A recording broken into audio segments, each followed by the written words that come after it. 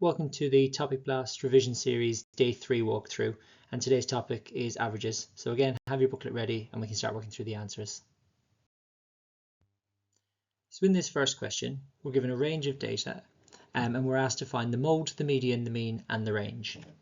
Okay. Now in any case, I think the easiest thing to do, if you're given a raw set of data like this, the best thing to do is to start by putting it into ascending order. So let's put them in order first. So we have 2, 3, 3, 4, 6, 6, 6, 7 and 8, and now they're in order for us.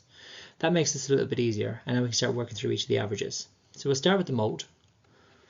The mode, if you can't remember, is the most common value. So it's the one that appears the most often in the list. And we can clearly see while they're in order that 6 here is the mode. There's 3 6s and there's no value that has more of them. If we look at the median, now the median is the middle number, but the important thing is they have to be in order. So the middle value when ordered. So by doing this, we can just actually start crossing out. So if we get rid of the first one and the last one, the second and the second to last, third and third to last, fourth to last, and we're left with just a single value here in the middle, so that's 6. So our median in this case is 6. The next thing it asks us to find is the mean. Now the mean is the one that most people are used to, and it's the one we usually call the average, which is where we add up all of the values we have and we divide by how many we have. So we're adding up 2 plus 3 plus 3 plus 4 plus 6 plus 6 plus 6 plus 7 plus 8, and we're dividing all of those values by 9 because there's 9 of them. Okay, now if we add all of those numbers together, we get 45, dividing that by 9, and that gives an answer of 5. So our mean is 5. Finally, we're looking for the range. Now the range is the biggest value, take away the smallest value.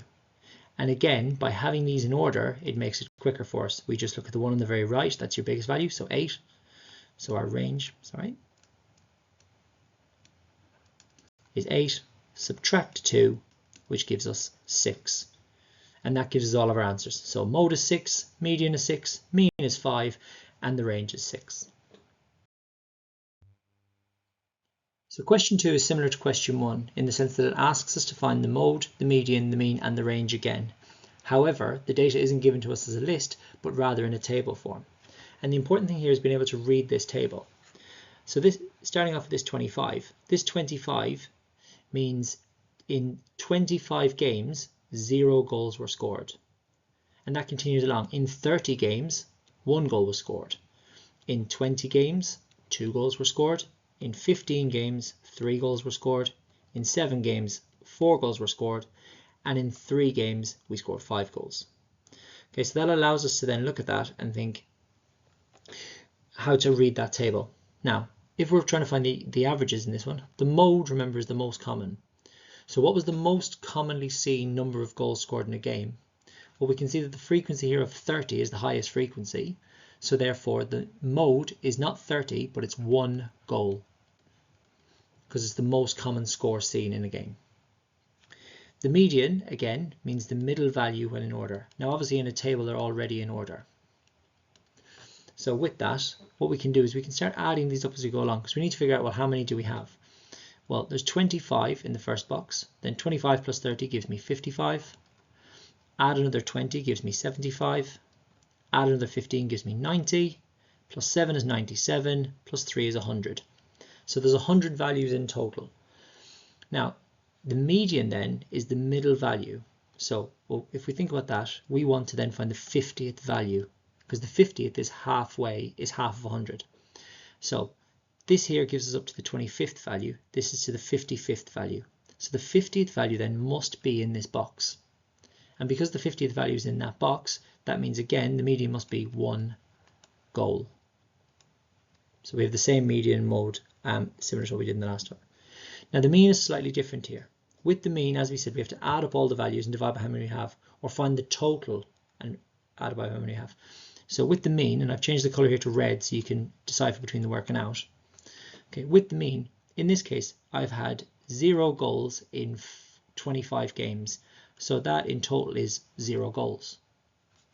The next one, I had 1 goal in 30 games. So in total, that's, well, 30 goals.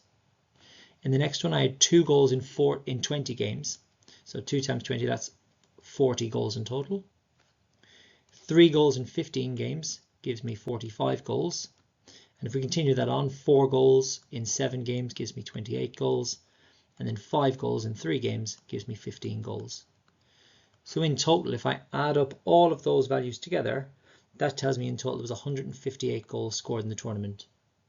So therefore the mean is 158 divided by the total number of games played. And we've already worked that out. It's this 100 here.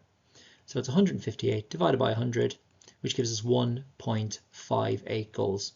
So on average, there was 1.5 goals scored in each game, or another way to think of it, there's about 3 goals scored every 2 games. Now finally, the range, and I'll change the color again just so we can see that. The range, remember, is always the biggest minus the smallest. Now when we're talking about this, the biggest minus the smallest is based on the number of goals. So the most number of goals scored in a game was 5. The fewest number of goals scored in the game was 0. So it's always based on this goals column. So that's 0, and 5 minus 0 gives me 5 goals. So my range is 5. So this question is more of a problem-solving based question based on your averages. Now it says the average right here. Normally in an exam situation they'll specify the average, but in this case it's pretty safe to assume the average here they mean is the mean. That's usually what's asked of this. Now when we work out the mean, okay, what the mean is, we add them all up, divide by how many we have. Another way for saying adding them all up is we find the total, and then in statistics we often use n to be the number of people in the group. So with that in mind, if we rearrange that, we can say, well, the total then must be, so the total height of the current players on the basketball team is 1.92 multiplied by my 11 players, which is 21.12. Now, with my new player joining us, we can take that 21.12 and we can add that new player's height, 1.98. Now that gives us 23.1. So that's now the total height of the team. So therefore, very simply, we can say, well, the mean must be 23.1 divided by the number of players. Now it's not 11 anymore, it's 12 because we've had a new player join us. And then by doing that, that gives us an average of 1.925. Now, trying to think about whether that makes sense or not, well, it does, because if the new player is taller than the average of the team, the average should increase, which it has. So we can be fairly confident that that answer is probably correct. Now this style of question is becoming more and more common in the GCSE exam. We've seen a few more of these occurring over the years. So that's why I thought it'd be useful to have one of them in here as well. So it says 5 integer values. What I like to do is I like to go, well, let's look at the 5 values. So I put my little lines down. That's going to signify the 5 values. And I'm going to start to fill these in. So I've got a mean of 5, a mode of 2, and I've got a median of 4. Well, let's start with the median. A median of 4 means the middle, remember median means middle value. So the middle value must be 4. Mode means most common. So we'll just put most there. So there should be more 2's. Now I'm putting these values in order. So that means there's a 2 and a 2. Now there's more 2's than anything else. So the mode must be 2. Neither of the other 2 values can be a 2 because they're going to be bigger than 4. Now the mean of 5 we need to use slightly differently. And that's going to be based on what we did the last time. Instead of using a mean of 5, we're going to say, well, what should the total be? And the total should be, well, our mean of 5 multiplied by our 5 values, which is 25. Because if we do 25 divided by 5, it gives us our mean. So that's going to help us figure out what our last 2 values are. We're going to do 25 and we're going to subtract. Well, what have we already got? Well, we've got 2 plus 2 plus 4. So we've already used up 8. If we do 25, take away 8, that gives me 17. So I know these last 2 values must add up to give me 17. And it wants it to have the maximum range. So that means that the last number needs to be as big as possible. Now, because I want that to be as big as possible, I actually want the one beside it to be as small as possible. So with that in mind, and taking into account it needs to be bigger than 4 because 4 is the median, it can't be 4 because then that makes 4 the mode. The smallest this could possibly be is 5. And then very simply we can just do 17, take away 5, and that gives us 12. So our last value then is 12. Now I always recommend that when you think you finished the question, go back and read it. It asks us to work at the maximum range of these values. So therefore, well, the range then, the maximum range is going to be 12 minus 2, which is 10. So the maximum range of the values is 10. Okay, now question 5 also has a table like we had in the other ones, but in this case we've got some intervals here. So instead of it being, 0 goals, 1 goal, 2 goal, we've got between 0, 50 and 70, between 70 and 75, 75 and 80, 80 and 90. It asks us to identify the modal class interval and the median class interval. We'll do the mean in a couple of questions time. So remember, the modal is just the same as the mode, which again means most common. So we want the most common class interval. So like the goals question, we just look at our frequencies. 8 is our highest frequency. So this is our modal class interval. Our interval just is what's the inequality that we have. So the modal class interval, the one that contains the most number of values, is 70 to 75. The median class interval, again like we did before, we need to have a look and see, well, how many do we have in total? So adding them up, that's up to the 5th person, and then 5 plus 8, that's up to the 13th person. Add another 3, that's up to the 16th person, and then add another 2, that's up to the 18th person. Again with the median, because there's 18 people, that means we want to find the 9th person, half of 18 being 9.